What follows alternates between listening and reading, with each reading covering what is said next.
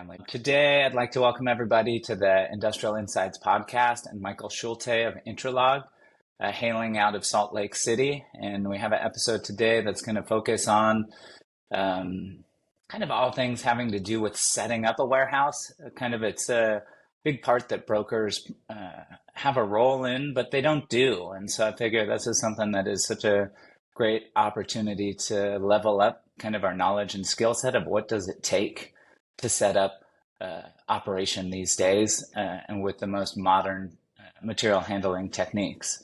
And so Michael is a player in this space. And so Michael, maybe you can just give us a little bit of the origin story of Intralog and your origin story. Yeah. So it's fantastic to be on here. I'm excited to talk with you and tell you a little about Intralog, as well as just hear more about the real estate side of things from you. I've loved your podcast and love listening to it. But Intralog is a whopping 6 years old, and it was born out of what we feel was the need to bring more data-driven design to customers who may not have access to it typically. You know, you look at companies such as Amazon, Walmart, Target. They have their own armies of industrial engineers, operations researchers, machine learners, etc. And that's not something that your typical business who is maybe in a smaller facility, 50,000 square feet, boutique Shopify company, or even up to the medium-sized companies. I imagine that many of you, Justin, you as well, where the customer has just grown, but they possibly haven't considered bringing on some additional data type of resources, which actually turn out to be very valuable, right? You know, the cost of compute has come way down over the years. It's much better than it was even 10 years ago. There's open source tooling that has really democratized the ability to try and figure things out. And so at that point, it's, you know, our team felt like, hey, let's use the resources that we have now in this modern age, and let's help out the small and medium-sized businesses here. So we are a material big market too. Yeah, it's a huge market. It is. That's true. It's so we would be classified as a material handling systems integrator. Yep. You know, I loved how, and I think it was one of your recent podcasts, you talked about it as a quarterback. You know, that's I think that was a really good analogy. Our team does the technical coordination, design engineering work, and implementation, tying in a bunch of systems together to help an operation really thrive and fit that into a building or a right-sized building. And that's also where I think our coordination with real estate brokerages is really powerful. Yeah. What's give me and everybody out there like a bread and butter experience? What's like a middle of the road client engagement or assignment that you'd ordinarily handle? Yeah. So I want to pose two different scenarios to you. The first one would be a customer will come to us and say, "Hey guys, we're busting out of the seams in our facility. We're ready for a new one.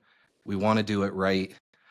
You know, how do we do this, and how do we pull it off?" Oh man, I'd love to hear that. Yeah, that sounds great. Yeah.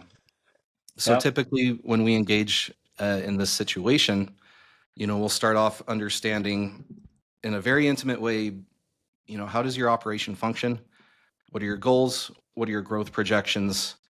And then it's a combination of optimization of their processes and then fitting a system to it. You know, what is the proper equipment to enable it? What is the right size footprint? Are you better off in 100,000 square feet? Are you better off in 160,000 square feet, et cetera, et cetera? Yeah. The other scenario that's really common, and especially right now, hey, we are dying on real estate costs. We want to sublease some space. We want a smaller footprint. Cutting space, cutting expenses. Yeah. There's a lot of that right now. Yep, exactly. So they'll come to us with the question of, what can we do about this? Is there any way that we can squeeze 3 more years into this facility, which we are busting out of the seams in? You know, maybe they don't have the option to move yet.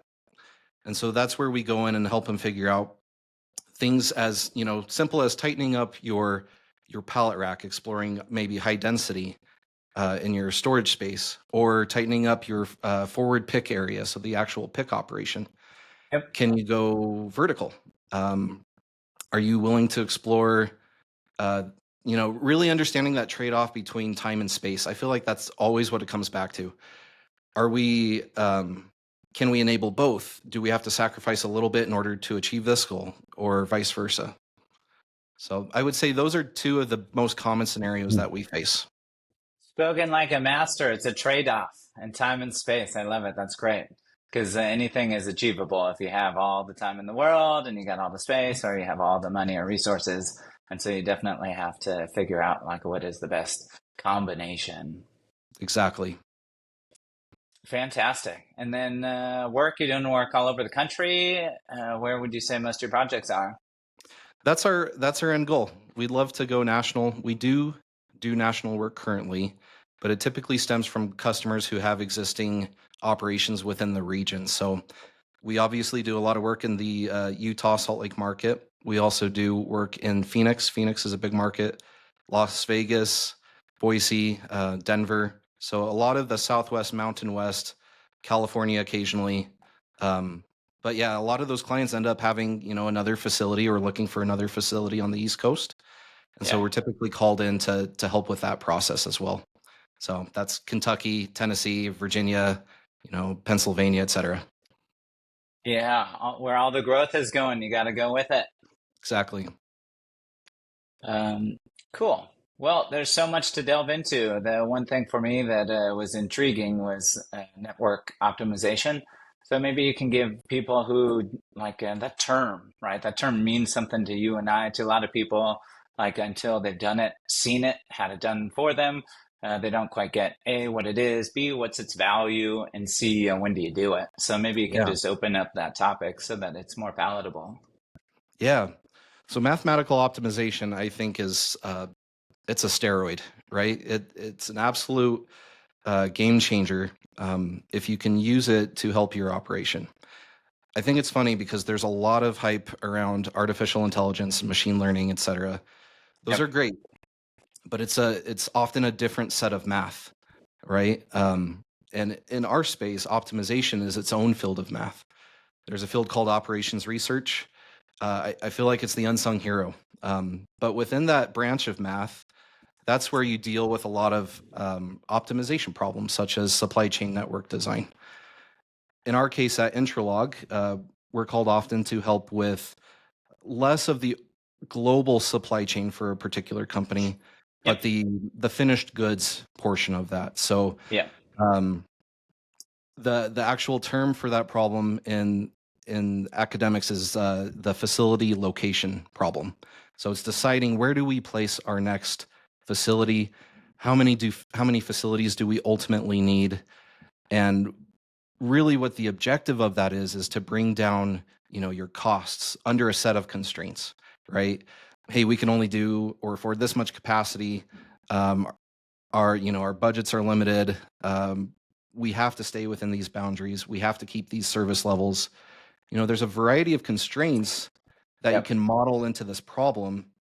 And so ultimately, it's trying to bring a balance between all of these things and figure out what's gonna help me to be more profitable, what's gonna bring down my shipping costs, lead times. We're pretty big on Delivery 2 day. times to customers. Yeah. Exactly. Yeah, the 2 day and single day, same day, even in some cases for delivery is um, has really brought this into the picture. This need for optimization. And why is that? That's just juggling, like how do you meet the customer's demands or like Yeah, expectations? exactly. Expectations are high, and to enable all of this in the background is not cheap. Yep. It's a big deal for a customer to try and say, hey, we're going to get something out the door and into the customer's hands next day, right? So A lot of things I have to go right. yeah, exactly. And we can look at Amazon, the amount of money that they've just poured into these large facilities all over the country, multiple of them. It's taken a lot Yep. to enable them to bring the service that we get to enjoy now. Um, Yeah. and it's raising expectations for other companies as well too. So what kind of data do you need to work through one of these assignments for somebody?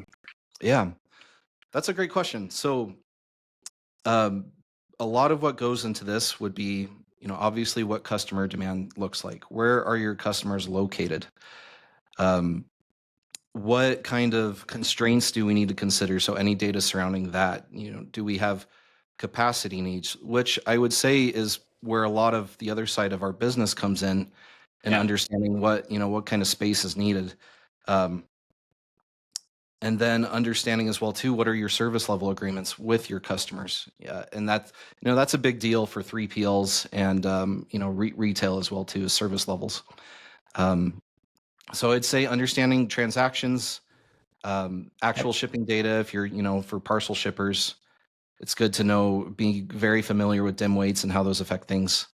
Um, but I'd say a lot of it just boils down to understanding demand and where you can be geographically to that demand. Dim weights. What is that? What's that mean? Yeah, so That's dim weights is more. This is more on the shipping side, the parcel. But this is basically it's a, oh, what do you call that? I want to say KPI. KPI is not the right word here, but this is a metric. There we go. This is a metric that shipping is used to calculate pricing. yep. So if it's under a certain weight or once it exceeds a certain size, your pricing changes on shipping that product. Yeah. And obviously, you want to keep your dim weights down to keep your shipping rates low. And that was a big deal, especially when the cost solely fell on the business or the provider, right? If you were doing free shipping, you had to be very cognizant of that, and of course, you want to keep that low if it's your customer's burden as well. Um, but yeah, that becomes a big consideration in a lot of this as well too. Yeah. And that brings you back into the warehouse, out of the model and back in, even though that's all ends up being inputs. Yep, yep, Yeah. yeah. And They're all intricately tied together, right? they are. And so when you think of the deliverable or the result of the network optimization study or this facility location problem, like, can you just help like elaborate a little bit on like what you get at the end? Yeah, yeah. So I think this answers some primary questions for the customer in the sense of helping them understand, all right, based on the objectives we are trying to achieve, minimizing shipping costs, lead time, etc. Here were the candidate locations we looked at. We looked at Allentown, we looked at Indianapolis, we looked at Roanoke. Um, and so you have all of these different candidate locations, and then your model can help you decide based on those constraints you put in, this is the recommended next location for your facility. Yeah. Now, I will want to say that modeling is very dependent on the inputs and the constraints that you add to it, right? You Yep. don't want to add so much complexity to it that it becomes unfeasible to run because of compute, um, or adds in complexity to where it's hard to understand what's going on. You have to look at these models as decision support Needs to tools. meet reality and have something that Exactly. can become actionable. Yeah. Exactly. It needs to be looked at more as a decision support where the decision is then made by the stakeholder. There are some things that you don't necessarily want to add into the model because of complexity, Yeah. but are still necessary. And an example of that would be, I was talking with a business who is looking to consolidate some facilities in the Northeast. And one of the things that they brought up is that one of their facilities, there's a safety issue with one of them. So, you know, security cameras for cars, safety of employees. It's just in a bad spot of town. Yeah. That's not typically something that you add to a model. Perhaps you could introduce some kind of like penalty system in there, but then Yeah. it brings up the question of how do you quantify, it just there's It's not so data driven quite so ex- much unless you're looking at like crime rates or something that, exactly. yeah. So at that point, that's where I would say let's keep our constraints tight, let's see what the look of it is, and then let's lead it to the stakeholder to then try and understand, okay, there's some additional, more qualitative type of things in here that could affect our result. Maybe you might have, two locations that are pretty close, and the difference of that might be that safety factor, for example. Yeah. Yeah. And that can be a discussion, and you can have consensus, and you can, play scenarios off one another. Exactly. One of my biggest points that I like to drive home is don't let the model make this a decision or the decision for you, purely just decision support. Doctors say, I treat patients, I don't treat numbers when you think of like what your blood panel tells you. Yeah, Yeah. so much the same. Yeah. And then who do you think these are most helpful for? I could see like 3PLs that have customers they're trying to serve and are used to serving in a lot of locations. And I could see like consumer goods that like they're trying to serve like a population centers. I could see like as like retailers as well. Like who would you say are like people that benefit the most? Because I could see Yeah. like maybe aerospace and automotive may uh, benefit, but maybe they benefit a little less because it's more on the manufacturing side and less of like the finished goods side. So who would you Yeah. say are like get the most return out of network design?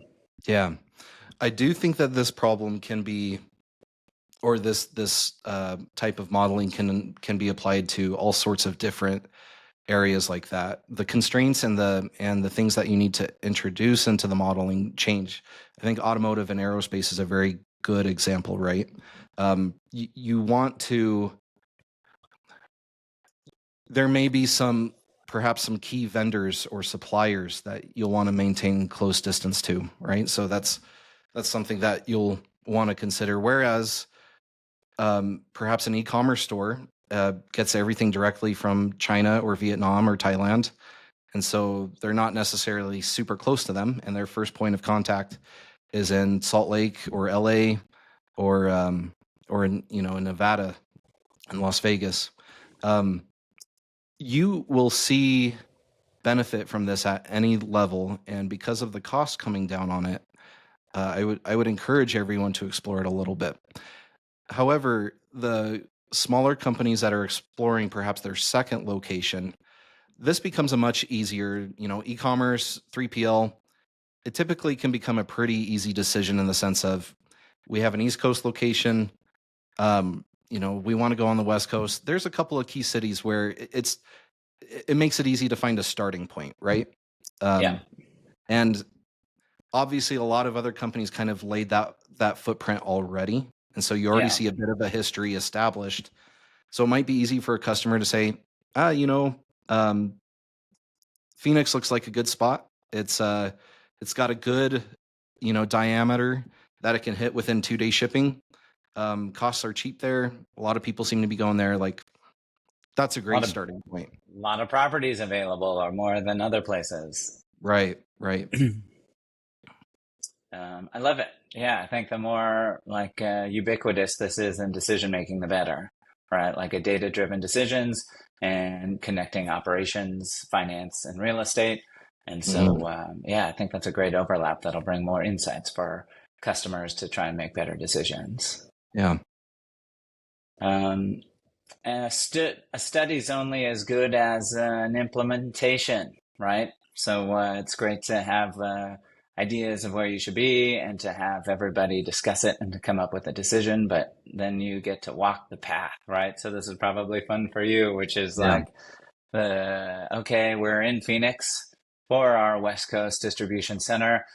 What uh, what equipment do we need? And what's our layout going to be based on our budget and whatever our like a velocity or a volume levels look to be or our goals. And hmm then, yeah, who are we working with? Who's doing the install? Who's dealing with the contractor and the city and the permits and the codes and all that stuff? So, designs before implementation. We didn't really delve into design at all. Maybe would be a good time just to think through like, what's kind of the latest and greatest in design these days that you're seeing? Yeah. Yeah. So this is also another topic that I just absolutely love. Um, I don't think people typically associate warehousing with math right off the bat, but it's full of just these awesome math problems. And so let's just tie it into the scenario of, like you said, we're in Phoenix. We found a general You area gotta we get want to a be. you gotta get a math banner in your background, or we gotta get a hashtag math up in there somewhere. It's just such a valuable tool. You have to combine it with reality and experience, but it becomes the two of them together just create such a powerful combination because they validate or pressure each other, right? Yeah, Hey, this is what I'm seeing in the data. Yeah, well, you got to consider these things, or vice versa. Hey, this is how we've always done it. Yeah, well, let's explore perhaps things that we are seeing that are more suited to what the behavior of your product is doing, right? And so, yeah. um, but once we find a general area that we're ready to explore, I think the next part is deciding what size of a footprint do we need. Now, there's a few ways that this kind of happens in reality. Some Oh yeah, companies say some companies say we want to design a system first and then find a building to fit it, or even build to it. yeah. Other companies say, hey, I found a spot, make it happen and fit me in it.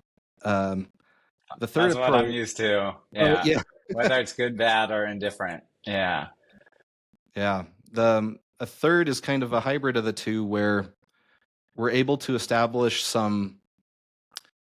some activity area footprints, and those sizes. yep, That can become an immediate help to a broker in developing a short list.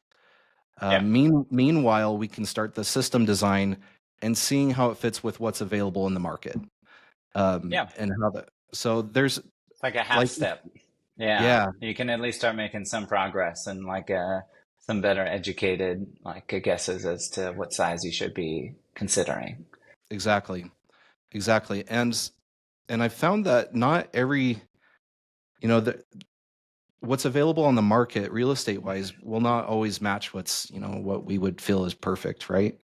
Yeah, Um, and so that's where we try to meet in the middle and develop something where even near optimal within a good timeline is better than absolutely optimal and then being completely delayed by paralysis analysis. So analysis paralysis, is that how you say it it? is. Yeah, Analysis and it paralysis, happens. Yeah, you can just get stuck in it. There's too much going on or too many things to factor and hard to prioritize. exactly.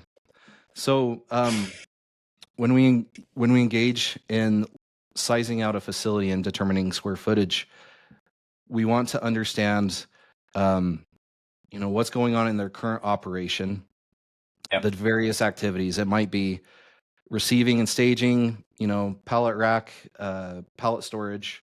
Perhaps there's some high density in there. Is there a picking area or even multiple picking areas, uh, yep. which ends up being a more complex uh, design process than perhaps people might realize. And then the shipping and staging. You also want to You consider want to go docker tangent? usage. You want to go a tangent into Yeah, that? sure. Why? Like one thing I have experienced recently setting up an ecom facility with a group was like phasing in where is it now and where will it be when we grow into the rest of the building, and then Yeah. how does that change the line, the equipment, the flow? And that was one example. How else is it something that can become more complex than face value? Yeah. Yeah. So when it comes to considerations with the pick area, um, I would say first off that this is something you want to pay attention to because it ends up being one of the more expensive operational costs in your facility. Um, the amount of labor let's take Amazon for example. The amount of labor that's needed to send a person out, retrieve perhaps that one item that was picked, Yep. send it over to packing, have a person pack that one item, and then send it out. So the cost per that single unit that was just picked is so much higher than if you go retrieve a full pallet and put it on a truck. There may be a couple hundred units on a full pallet Yep. for the same amount of distance traveled. Yeah. right? This And is your so time. This is your time trade-off right here. exactly. Even more so is the space. Picking areas are space hungry. And the Yeah. reason why I bring that up is because you need a lot of walking aisles. If it's a manual operation, your person is not reaching higher than 6 feet. And Yep. so, sometimes you'll walk into these facilities that are 40 foot clear, 36 foot clear, Yep. and your shelving is only perhaps, 8 feet tall. Yeah. Um, Now there are ways to address that. You may have order picker trucks in there where, people are tied in and they can zip up 20 feet and pick, but that takes time, right? For fast forward picking areas, they are Yeah. typically um, on the X and Y axis. If Z is our vertical, on the X and Y axis, it takes up a lot of space. Yeah. And so now there are different ways to handle that. And additionally, you may separate out case picking versus your broken case picking.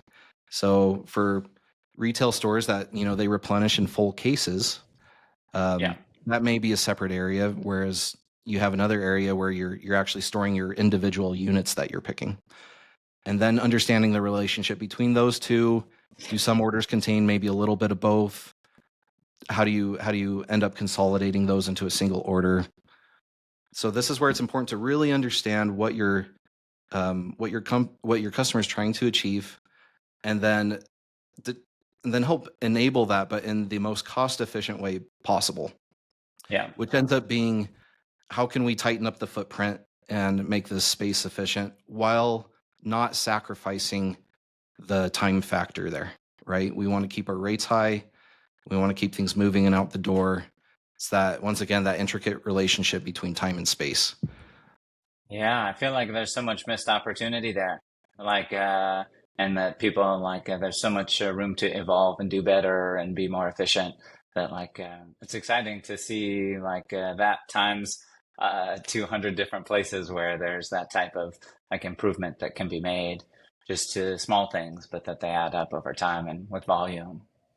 Yeah. So picking, that was just one part of the design component and the activity areas that you were delving into when going through design. Hmm. So other ones that you would consider or that go into the process? Yep. So I think, once you identify everything that goes on there, some customers may have value added areas where they build kits or, Yep. bundles or group things together. And so that's another thing to consider.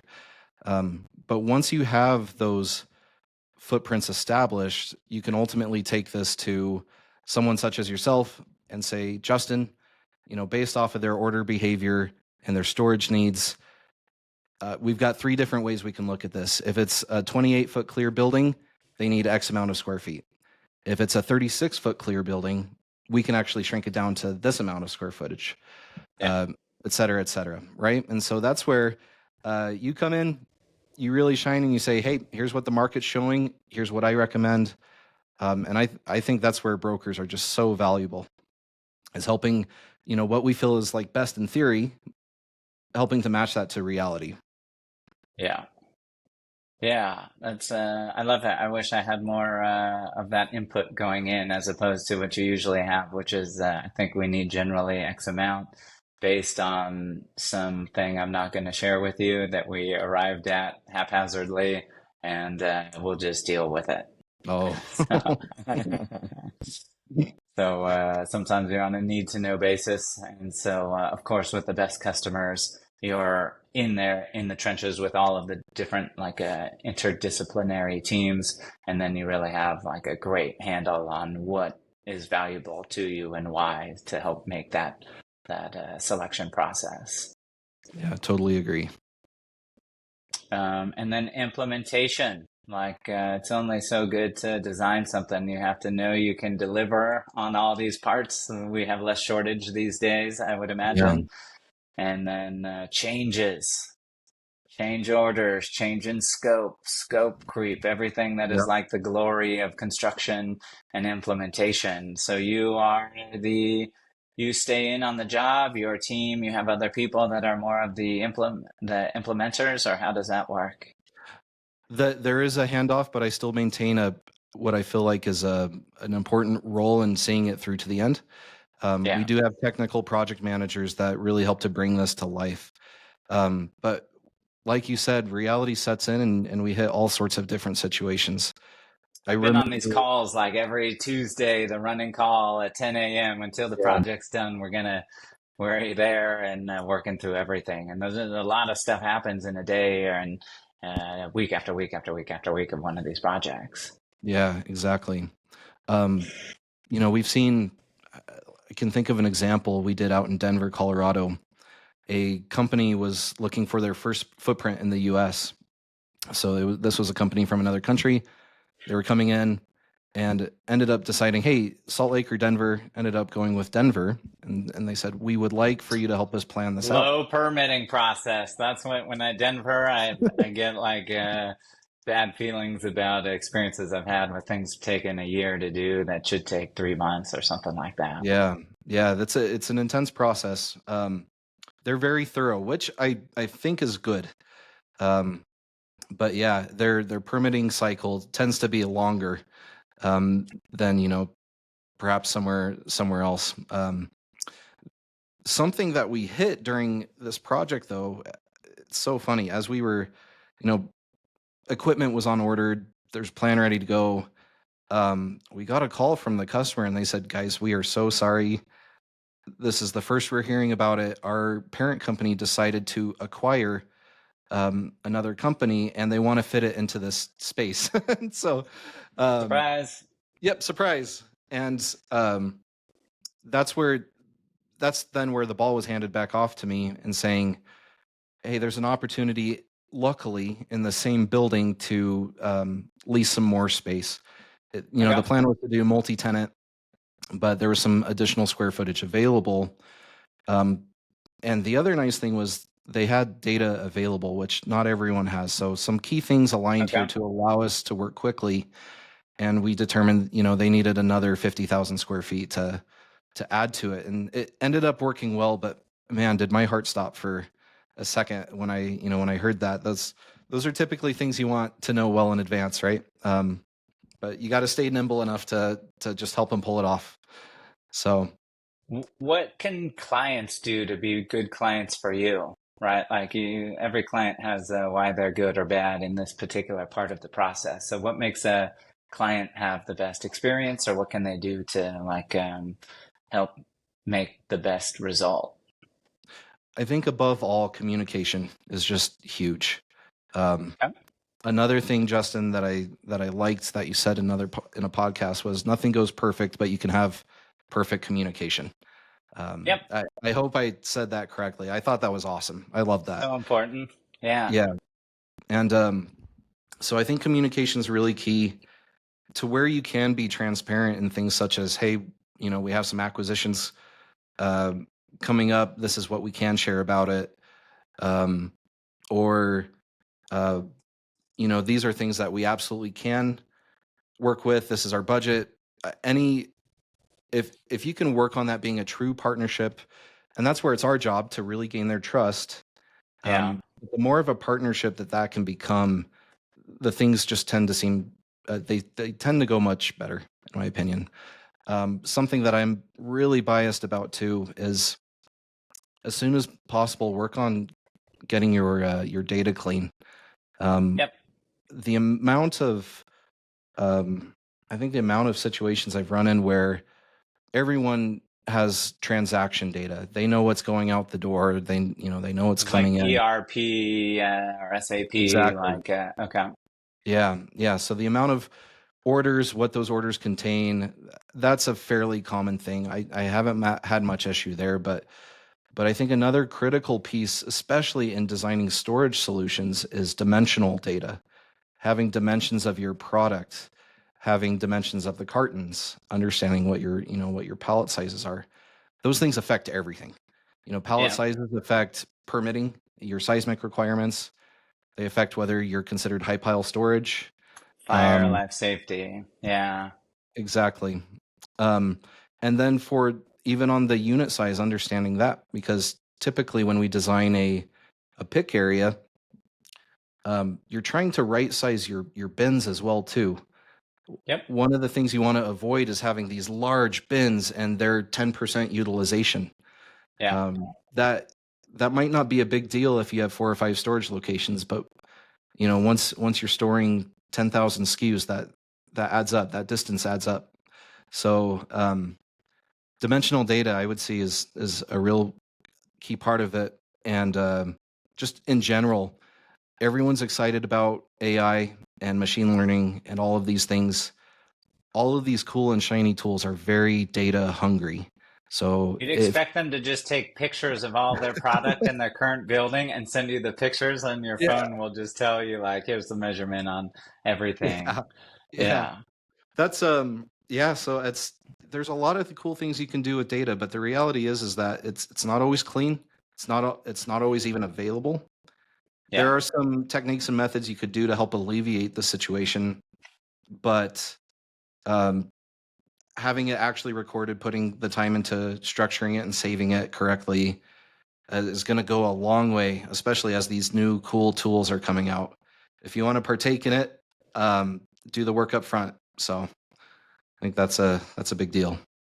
Yeah. When you think of what it takes for people to get their house in order for data, and is this going to be what causes them to do that if they have not already? Or is that another project on top of another project? Yeah, Yeah. we've had there's some good solutions out there to do it. I'd love to give a shout out to, Cubiscan is a great company where you, as product comes in, you send it across the scanner, takes dimensions and weights of it, and then you can send it off for storage, and that collects into a master data table. And just Great way to if document what you're already doing without going out of the way or creating a whole new workflow. yeah, if you can incorporate it somehow into your receiving, receiving or decant, like pulling stuff out before you put it into a tote, kind of deal, that can go a long way. But I do sense that there is some hesitancy when someone is well established and they're like, oh man, it's going to take me forever to scan all 30,000 SKUs that I have in here. It does take some effort. I think it's totally worthwhile, and it's better done sooner than later. Yeah. I always think of it as you're making these decisions that are resulting in capital expenditures and return periods that are 5, 7, 10, 12 years. And so to do all this knowing that that's going to have a cascading consequences that far down the line, like um, you would think there, like the more effort you can put up front, like the better you can achieve that ultimate yield that you're looking for the money that you put into the project. Right, right. So that's big picture stuff, right? We got optimizing where you're going to be, designing the building after you've figured out where it's going to be, and to help size it up and find it, and then to help some insights as to implementation. And I feel like that's all just high level overview without getting too deep into like specific types of equipment. Is Mhm. when you just think of like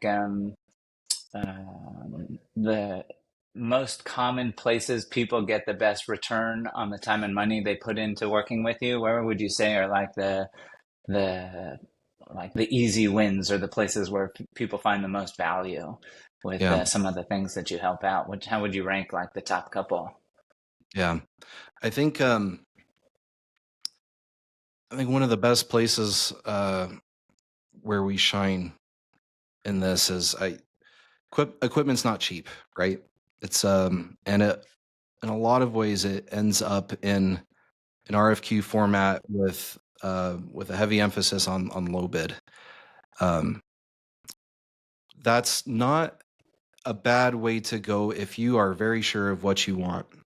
Um, if there are ways to cut out cost if you can put the time and effort into design work. So rather the strategy of just going low bid, what if you were to just approach the problem differently altogether, right? So which could end up in even more cost savings as a result of that.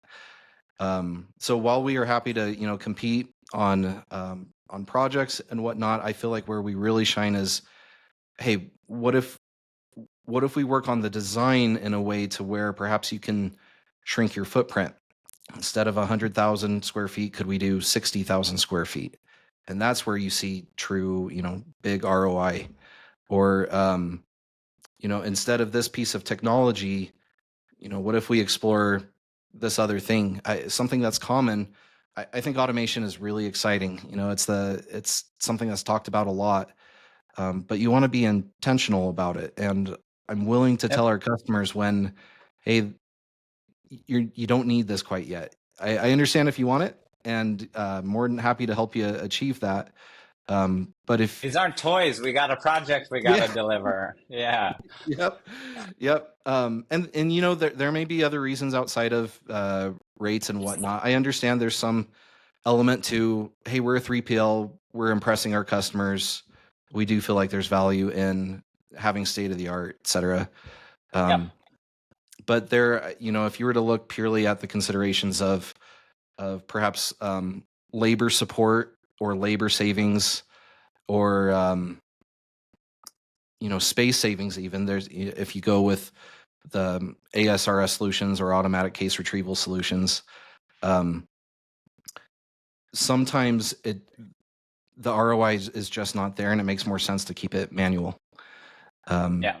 Which Pie I in the think sky thing that maybe it's coming, but it's hasn't arrived fully. exactly. Yeah, it could be on the roadmap somewhere down there, but hang tight. It'll be worthwhile money wise. Once the ROI makes sense, let's explore it again. Yeah. So, so if those are your practical advice, what is the new shiny toys that you're most excited about on the other end of that conversation? I'm really curious to see, that I think the last couple of years have been really heavy on the AGV AMR solutions. AGVs aren't. Autonomous guided Yep. vehicles. Yeah. Yep. And, autonomous mobile robots are. They're not necessarily a new concept. AGVs they've been around for a couple decades. However, the most recent iterations of these AGVs and AMRs are the introduction of decentralization, which introduces Yeah. so much flexibility to the picture. Perhaps you create a master plan of, hey, this could be your picking area, a goods to person system. So, this AMR goes and retrieves the product, brings it to a human who then can grab what they need and send it off. They're now set up in a way where you can pop in, if you need more capacity or throughput, you can add more rack or storage in there. You can add an additional robot, et cetera. So I think Yeah. that's been a tremendous value there, is decentralizing what was beforehand not so much, it was more centralized applications. Would you put something like an auto store system in this category? I would, yeah. So Cube ASRS, that category, from what I understand, so we don't. I have personally not done a lot with Cube ASRS, but from what I understand, it's pretty easy to add to the grid, add more storage in there, and expand it, and even work around things such as building columns. Kind of building it in a sense where it can move around there. But Cube Those ASRS, columns. what? Yeah. Yeah, yeah. So QBAS ASRS is a fantastic solution, very compact, very dense. And so yeah, those are fantastic solutions in and of themselves. Yeah. Just another way as you're just thinking outside of the box and trying to be more dense. And then it has its own set of considerations with the floor, with the fire. Yeah. Right. That is a trade-off. The I know that Salt Lake City in particular is not um, easy to work with on Cube ASRS because of that high density and the amount of plastic that's in there, the totes, and um, it's really a city by city basis. Some are totally open to it. Some are like, I don't know what to do with this, but sure, if it's a thing, yeah, let's pass it. And then other cities are more intense and say, you need the absolute best of the best fire suppression in here, and we're going to watch it every step of the way. Increasingly, it's interesting to watch how the municipalities play an influential role and where you can be and what system you can have if you already have made that choice or you're doing it in an existing building, and how familiar they are with fire codes or with implementations and how they are consistent or inconsistent with fire codes, and how flexible they can be, or if they can be persuaded, or if they can like have another city or another state like example open their eyes, or if they're like, can you change their mind once they've said no, or can you be creative with the solutions you provide to like turn a no into a yes with certain adjustments. And so yeah, that's something that maybe has always been there, but I feel like it's more, I'm seeing it more. And maybe, I don't know if that's me, just I am seeing it more now and more aware and more like in the mix on stuff like that, or if it's always been that way. But it certainly is a big factor. Because if the city Absolutely. is not on board and the fire authority is not on board, then there's no project. Absolutely. Um, and I agree. I feel like I'm seeing the same thing, Justin.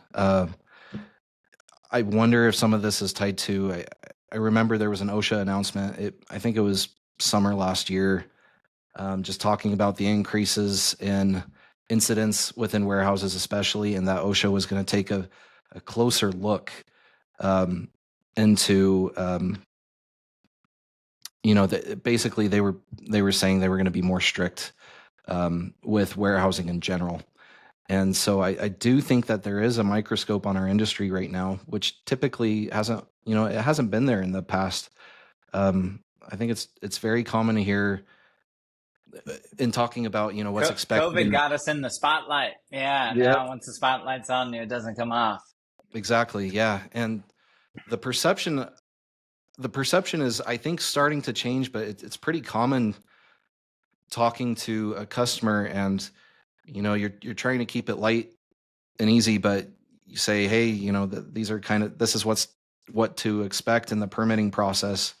Yep, And their eyes kind of light up and they're like, man, I thought this was just pallet rack. And it's like, yes. And it people are used taking to that more be. seriously. Yeah. Yeah. But it's, every city's a little bit different, but there's a baseline of things that, 80%, 90% of the time, these are always going to be checked first. And so that's a lot of information we try to collect up front. And in fact, Justin, we would even go to you when you're searching the market for a facility and say, hey, keep in mind, they need ESFR. They need, at least a 6-inch slab, preferably 8-inch or, things like that. Like there's things that are needed to even pull this off in the design process. So Yeah, I love when people don't know how thick it is. Yeah, sorry, we just don't know.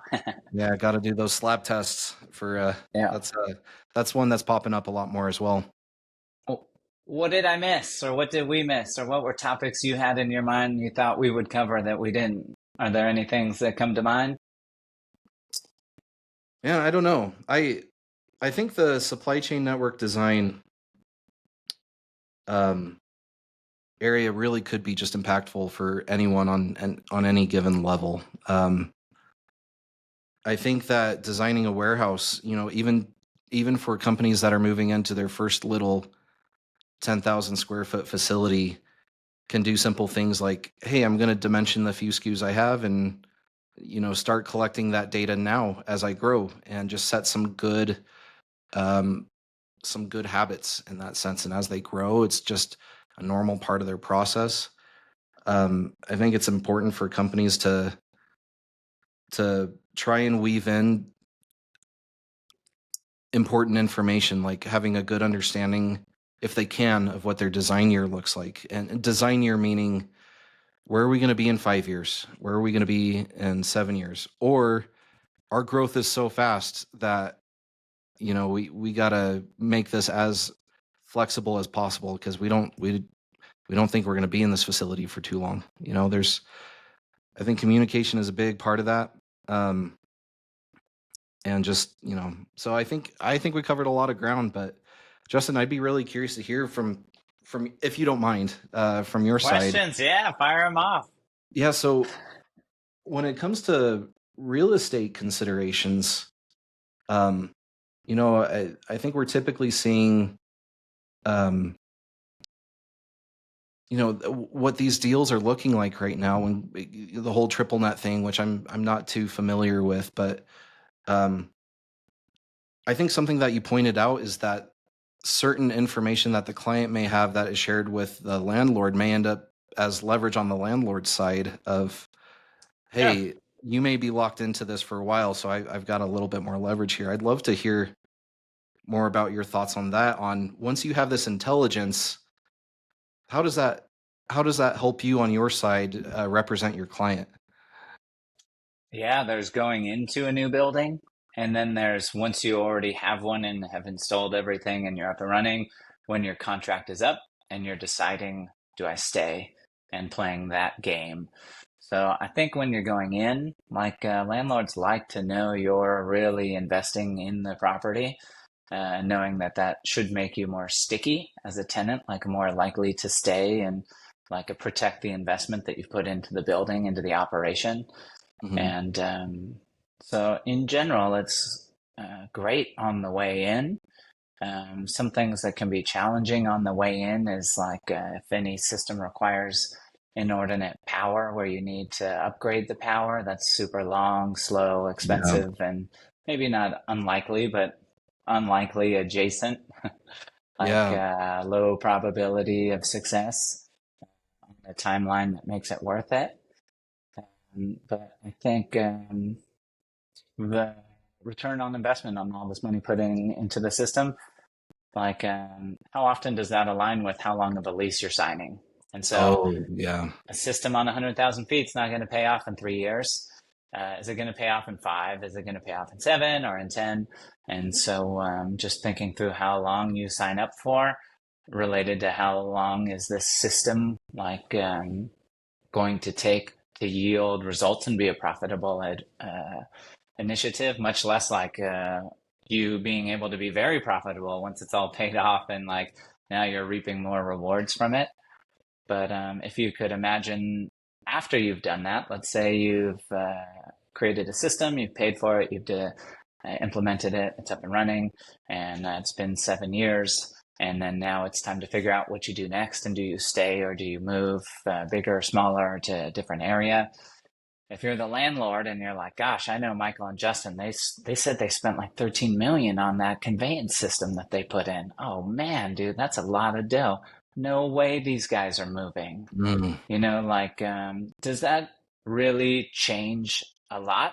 Or how much does it change what kind of deal you might get on your next 5, 7, or 10-year lease? yeah. You would think it's just at the margin, like maybe a little bit.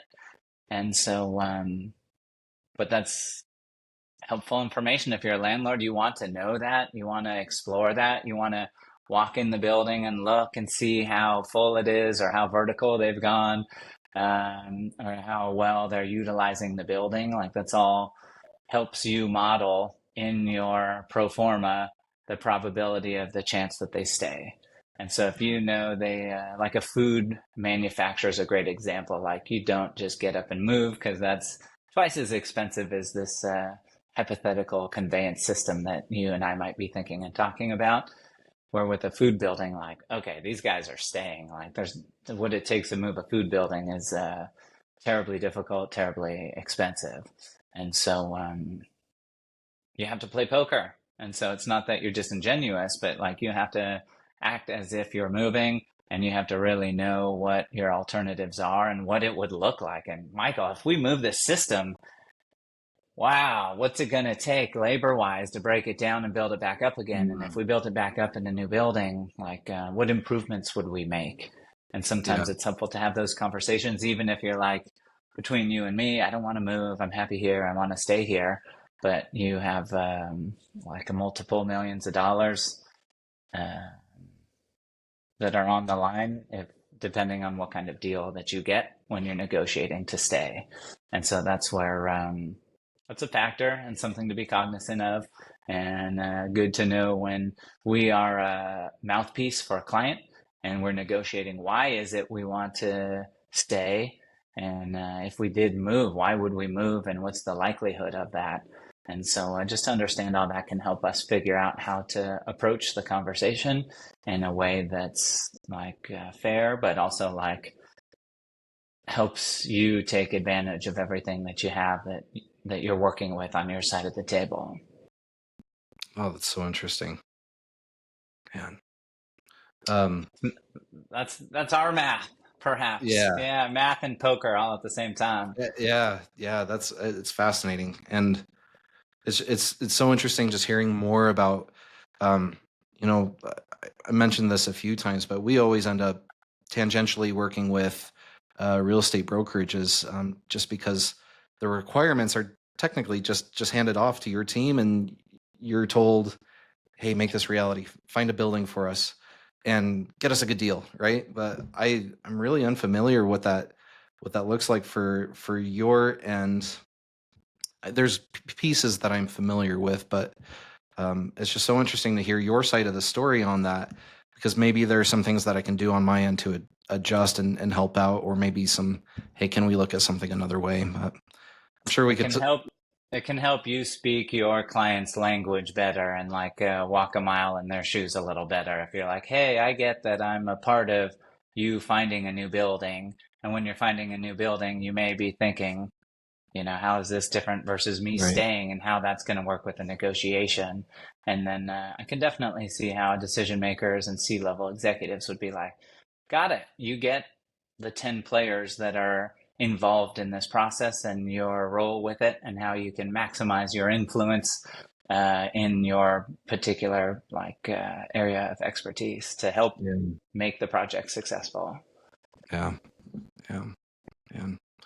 I could probably ask you questions all day long, but I don't want to keep you for too long, Justin. No worries. I consider it a start of the conversation. So I really appreciate you being here, spending the time delving into things and being open and honest and exploring different ideas and topics. And then we'll make sure that we post everywhere everyone can find you. And yeah, we can set up another one and keep exploring as you like. That'd be awesome. I've been really impressed with your content. It's great to meet you and talk with you more. Um, keep your content coming. It's really educational and helpful. I bought your 2 books. I've absolutely loved them. Hey, all And right. in fact, I would encourage everyone who's interested in this space. Like these were really well written. You did a great job. So yeah, thanks for having me on. It's been fun. Yeah, I'll hit stop